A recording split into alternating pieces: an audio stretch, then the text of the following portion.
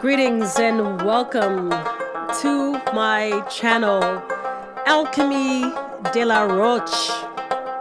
Alchemy de la Roche. Alchemy de la Roche. Today's video, we are going to talk about demon possession. Now, this is not a topic that I can cover in just one video. I will have to break it down into segments, which is what I'm going to do. And this is all going to be based on my own personal, private experiences. Because that what you feel, that what you sense, that what goes in through your portals, you receive that, you arrange that, you try to make sense of it, and nobody can deny you those sensations or try to tell you that those sensations don't exist, that you're just making it up. That is not possible.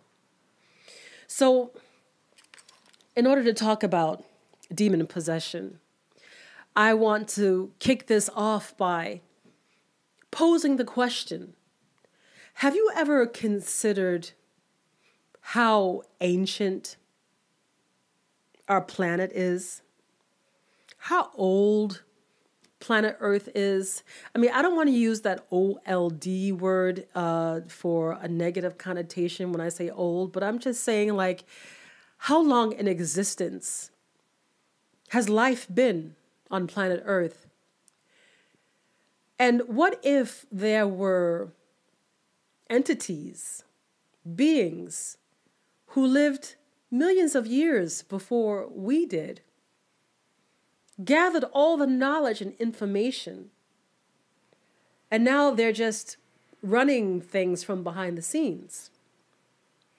Who knows if we have actually been visited from other galaxies, other planets, and they're the ones who are pulling things behind the scenes, pulling the strings behind the scenes, or maybe it's a combination of both.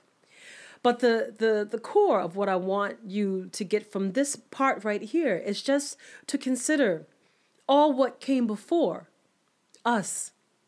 And that what we are experiencing today, is it really new, or is it just new for you? It's new for me. When I think about life on planet Earth and death on planet Earth, and the essence of who we are, the personality of who we are, what makes us who we are, what makes you you, what makes me me, what are the experiences, the beliefs, the challenges that came together, that caused us to be the personality that we are today. The people, the places, the things, the ups, the downs, the good, the bads, the weird stuff, the tragedies, the things that left its imprint on us, whether it be in a positive way or a negative way.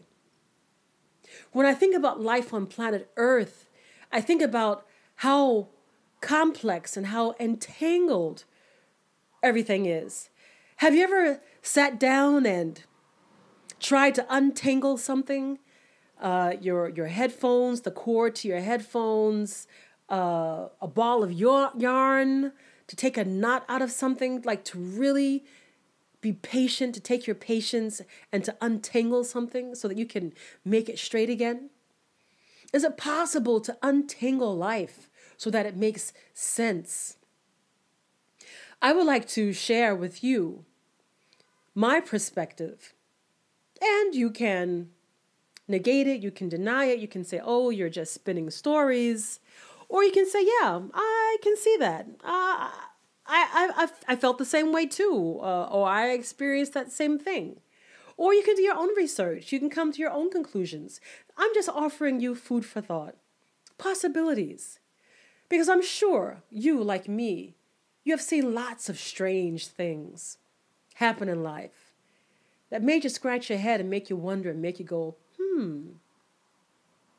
So let's say like we're talking about demon possession. Like, what is it? What does it mean to be demon possessed?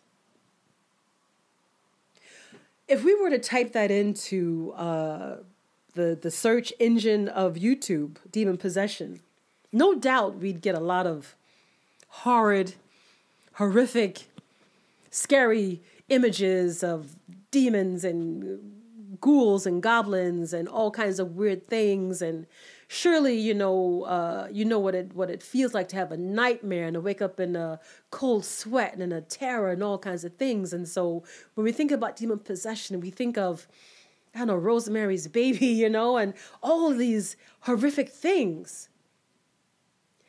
But is that really what it is? Or is that only what it is? Demon possession. Could not demon possession be something even way more subtle than that? Like, as that phrase was coined in that movie, Get Out, to be in the sunken place. You, the purest soul essence of you, the purest light soul essence of you. Where is that essence? Where is that being? Is it you who is listening, who is interacting in the world? Or is it another entity that has taken over your vessel and is navigating it for you, and you are not navigating it on your own? Something to consider. When I think of hospitals, for example, the whole big complex, a whole big hospital block complex where all the different departments, you know, are in there.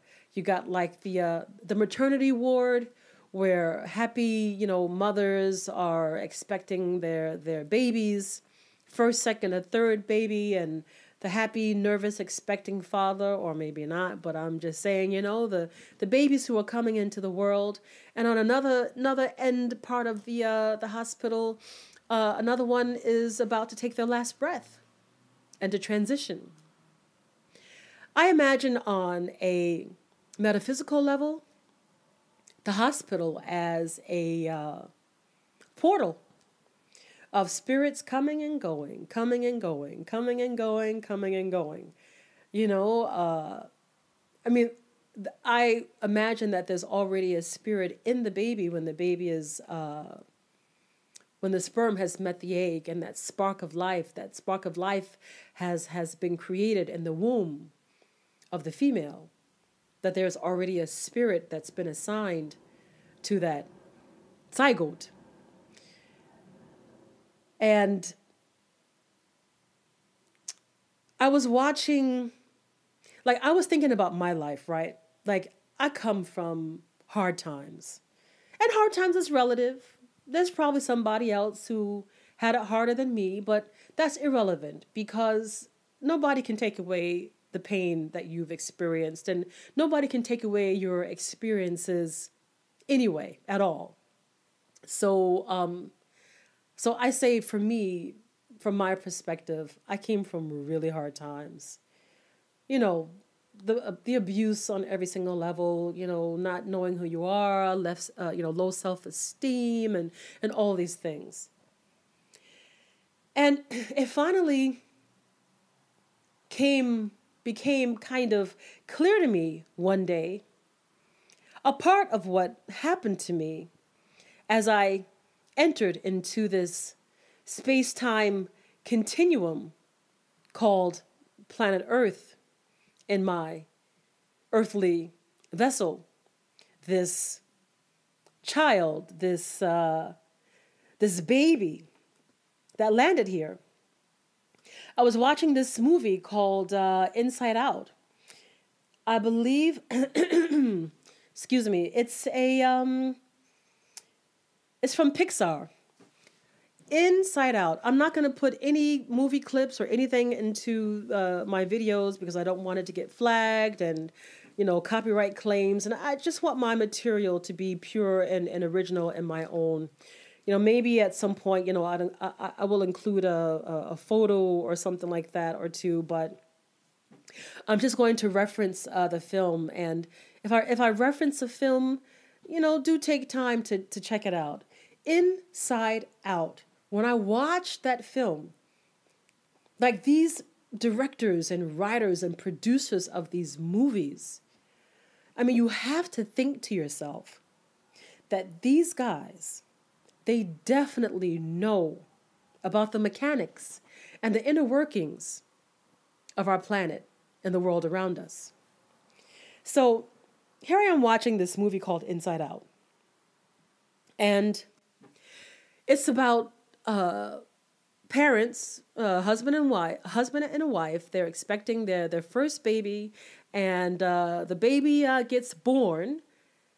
And at the same time, the camera switches to the emotional control center, if you will, of the baby. And the first emotion to come through that portal, that soul portal door from the aethers somewhere, was the emotion of joy. So the baby was happy. Joy came through. And joy was, I might give you some spoilers, and I'll try to keep it short and not tell you too much about the movie, but the movie is so awesome. It's so cerebral. It just gives you so many things to think about. But Joy comes through, and Joy makes it her mission to keep Riley, this newborn baby, happy, to keep her feeling and experiencing joy. And then other emotions come through, like anxiety, like fear, like sadness, and just all the different things that happen in this film. So joy came through, and so I thought to myself, "Wow, that's interesting," because for me now, at the stage of life where I am now, I try to be generally a joyous individual, because a joyous female. Because I know how toxic it can be to always, be, pessimistic and sad and depressed. And I try to stay away from that realm, that darkness. So I'm sure my feeling is that joy came through when I was born. And then joy got hijacked by trauma, by fear, by the emotion of low self-esteem and no value. These are the emotions that came through when I was born. Like the pure soul, beautiful, divine light, true essence of me got hijacked, taken hostage, locked away somewhere, gagged, and with ropes around the arms. I mean, the classic scenario of a hostage, right? And some other entity took over. And that, my ladies and gentlemen, is the beginning of demon possession. To have some other kind of entity attached to you. Now, what are the odds? What are the odds of that happening to you or to anybody? What are the odds of it not happening to you? What is the mathematical probability that you will get the parents or the caregivers that you will get in your life, or the ones who would be considered caregivers for you, that maybe they're alcoholics, or one parent plays favoritism, to your siblings and leaves you, feeling like an outcast, or you have like a brother who's a pedophile, or like what are the, like, literally, people, what is the mathematical probability odds that you will get the configuration that you would get for your life to make you who you are? And for what reason? Like, is that random? Like, did that just happen by accident? Were you just like, by chance, like some unlucky poor sap that you had to end up in a situation like that?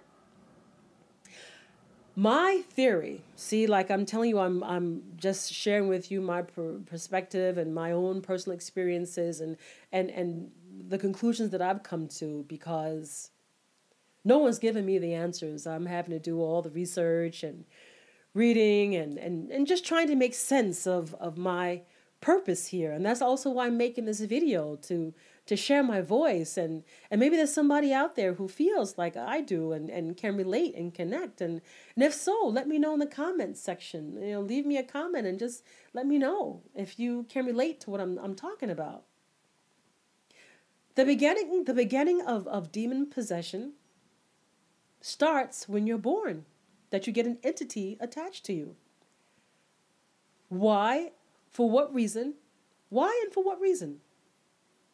And who's controlling that? Who's orchestrating that? Who is saying, okay, soul demon number 43 and a half, it's your turn to, go to Earth and to wild out and to experience, drinking your alcohol like you did back in the day and smoking your, cigars and being lustful and getting all the women. You get your chance now to go back to Earth. You can possess that one right there. She's yours. You can have fun with her. Let me see, according to our calculations, you got about a good 50 years with that one. So knock yourself silly. Like, I'm imagining that this is how it is, because even though things may seem chaotic, we live in a very organized, hierarchical life. Nothing is by chance. Nothing happens willy-nilly, by accident, by coincidence. Nothing. My deeper feeling is showing me and telling me that it's all by design. But to what end is the question? And what chance does a baby have when he, she, this child, this baby, this newborn being coming into life, what chance does it even have to defend itself from such a possession? So you mean to tell me that a newborn baby, a newborn vessel to planet Earth, is chosen to be demon possessed by a particular entity for a certain amount of time, and then that individual, that vessel, that being who is that baby who is now probably in midlife, starts to wake up, starts to come into her or himself, starts to awaken, starts to feel like there's more to life, and what's my purpose, and how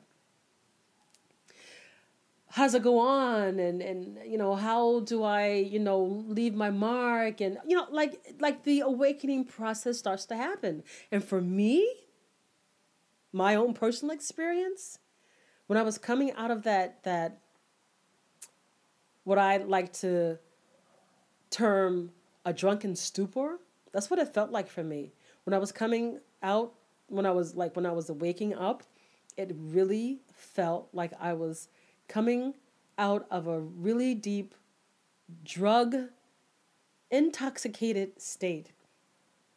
And even when I've walked through the halls of my life from when I was in kindergarten, when I was in middle school, high school, college.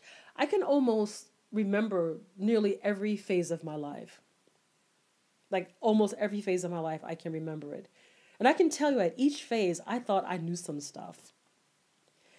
I mean, I know that I had this consistent thread inside of me where I was like always praying to a higher power, send me somebody to love me, show me which way to go, make me successful, like I always had like this kind of prayer thing going on inside of me. But even still with that, I didn't know how to hold on to it. I didn't know how to cultivate it. Because as you learn, or as I learned as I got older, it's all just illusions and lies anyway. It took a long time for me to come to grips with that the whole thing was just a setup, a ruse, a false narrative. Like, placed, like you were placed inside of a false narrative. Somebody created a story. Somebody somewhere in some galaxy, in some control laboratory room, created a script for you where you would have to experience poverty, abuse, rape, drug abuse, drug addiction, abandonment, like the whole gamut, right? The whole gamut. Like you think you've been through some things, right? Somebody wrote this script for you, implemented it in your life, or gave it to that demonic entity that took over your life and said, okay, this is the script you got to run, do it, have fun, see you on the other side, or whatever. I don't know. What about those people who are successful? I see them too. I've been checking them out too. They live in nice fancy houses, they have that so-called American dream, that classic lifestyle. House, car, wife or husband, 2 kids, a dog, a cat even. They go on vacations and they just look like they just roll through life like nothing can bother me. Like my life is so supreme and so perfect and so ideal, like nothing can touch me. Like I see them too, and I think to myself, like, how do they get to experience a life like that? And I and others like me have to experience a life like this. Like, how does that even make sense, and for what reason? Like, I'm not afraid of the struggle. After all is said and done, it's made me stronger. In a lot of ways. I mean, I'm still not a fighter, but I mean, I've learned a lot of things throughout the challenges and the hardships. But what about those people who not only get a polished, well-written, success-laden script to start from birth, maybe even get like an angelic, beautiful, successful entity attached to them. And they get to live out this beautiful, successful, luxurious lifestyle script for the rest of their lives. Did you know that in Scientology, L. Ron Hubbard, I think they're called, I'm just pulling this out of my archives in my head. I didn't actually type it in just now. But they have an organization called the Sea Org, or the website is called sea.org, one or the other. Do you know that they make a commitment for 6 million years? 600 years? Something to do with 6. The people who join this this shipping, sailing, sea organization have to make generational commitments. Why? Because maybe they believe in reincarnation. Maybe they know they're not even getting off this planet, that they have to stay here, and that they're going to come back again and again and again. And they know that. And they walk into a finished, polished narrative that they had before, and they continue living out when they come back here again. Like, I'm just trying to put all the pieces together. And is it that they are stuck here and they can't go anywhere else, or they don't want to go anywhere else, or they've given their commitment for so many generations that they can't break the commitment?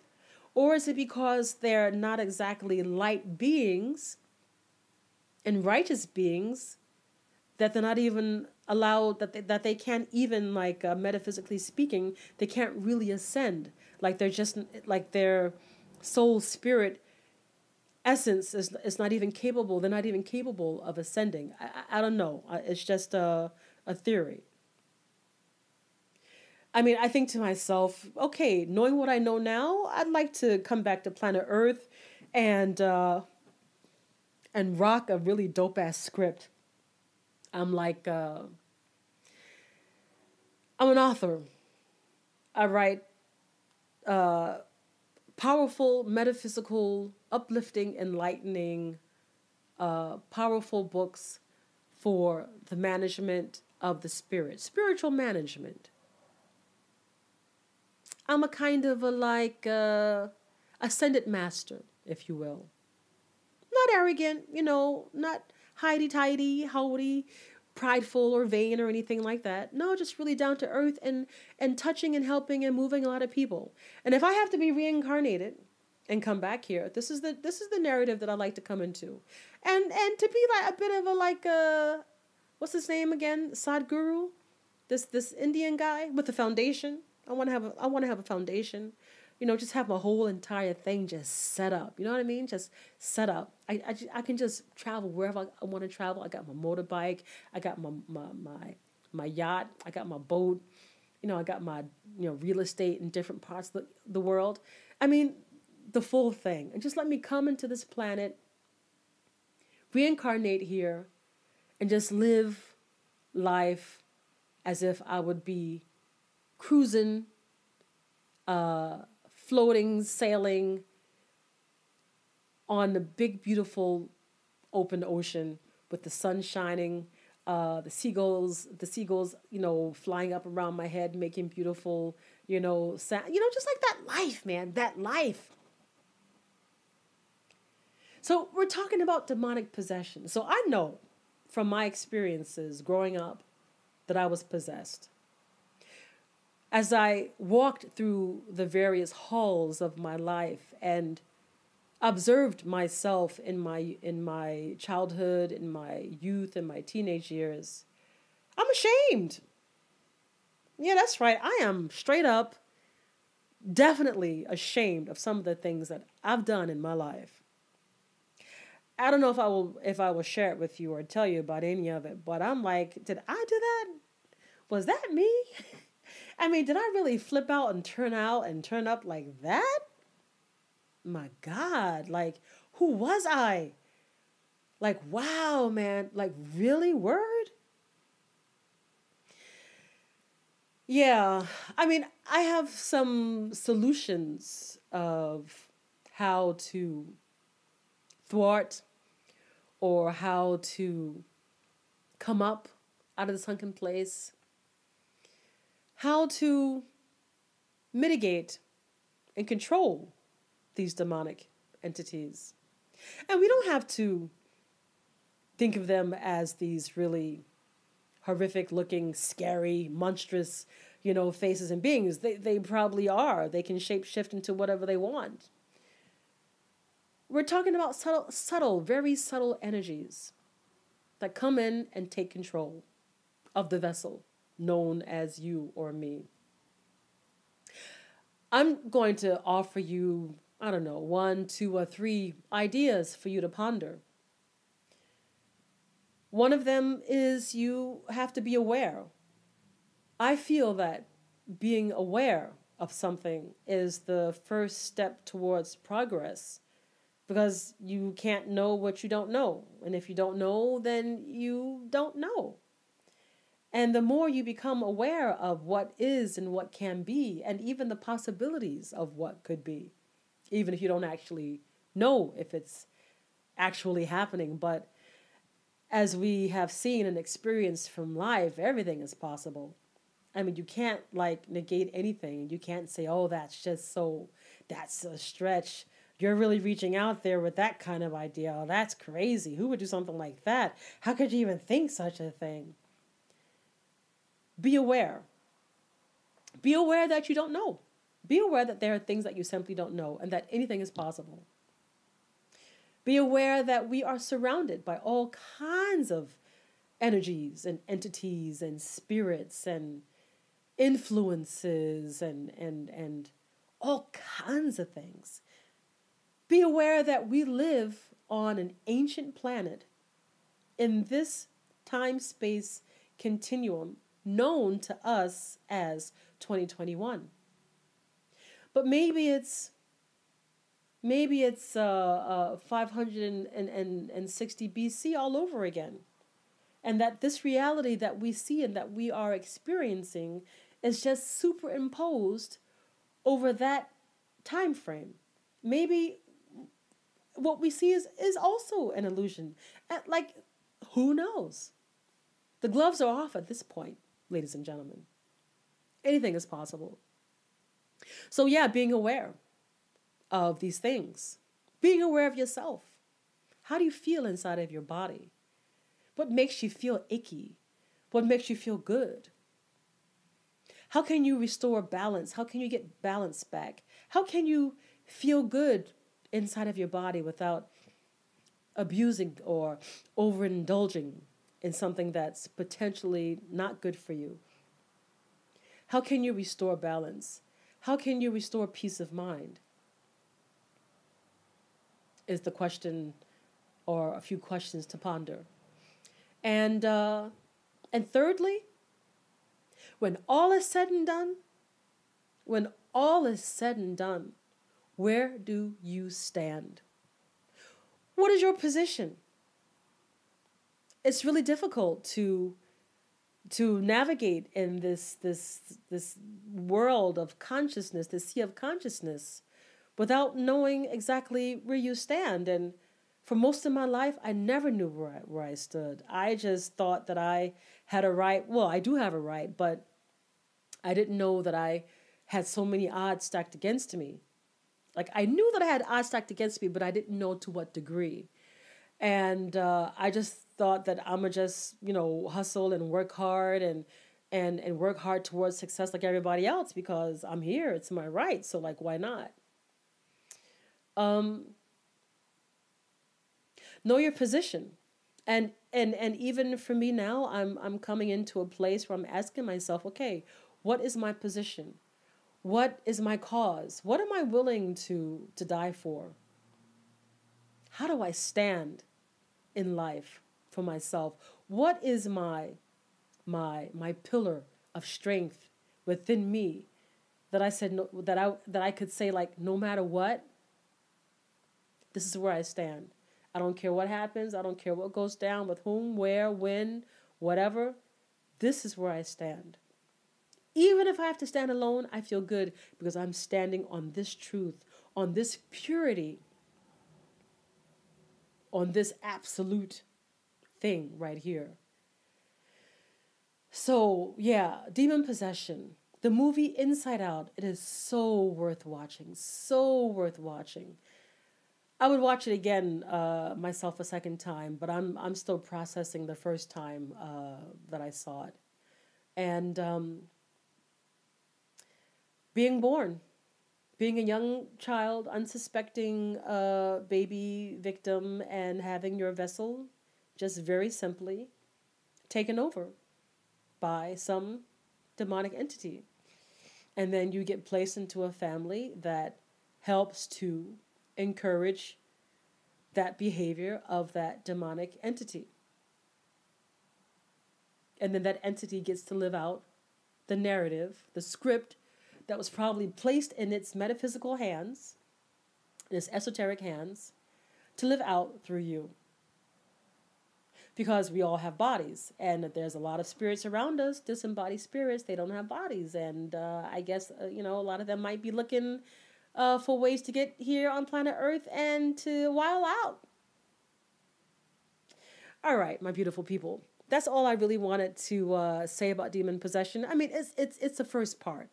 There's a whole lot more to say about it, but it's the first part. If you're pregnant, thinking about having a baby, if you already have babies or you have little kids, just know that you have so much power to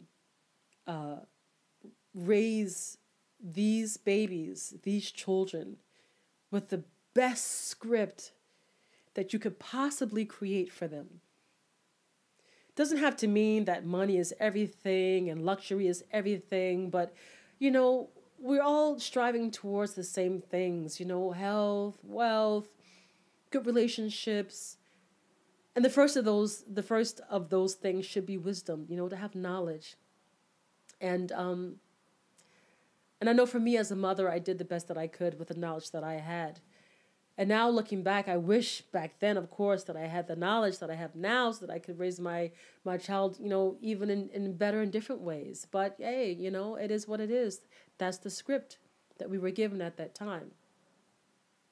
So if you have any little kids around you, if there's somebody else's kids, they're your kids, and you have the possibility, the opportunity to affect change, to be the cause, to to do something beautiful, to do something positive, then every word you speak from this point onward, to whoever you meet, but especially to the little ones, tell them something beautiful.